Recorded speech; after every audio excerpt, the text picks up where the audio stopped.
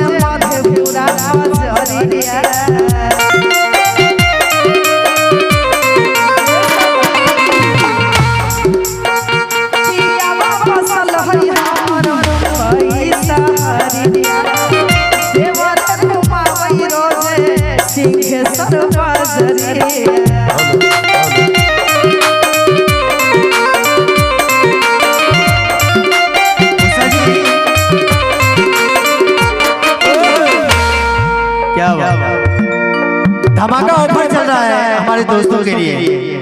और हासिल के मनीषा यादव के लिए धमाका ऑफर हमारी मां सरस्वती युवा नाट्य कला परिषद मोहली जलवार सिद्धेश्वर मणिपुरा के बैनर तले धमाका ऑफर आप तमाम दोस्तों के लिए कुर्सी मात्र 30 रुपये कर दिया गया है। धमाका ऑफर आपके लिए हमारी इस कमेटी के द्वारा कि आप लोग खड़े हैं, हमारी कमेटी को अच्छा नहीं लग रहा है, मात्र 30 रुपये खर्चा लगेगा। 3 टुकड़ियाँ खाएंगे और उधर फेंक देंगे, लेकिन कुर्सी पर बैठेंगे तो बड़ी मजा आएगा भैया, क्योंकि आज इस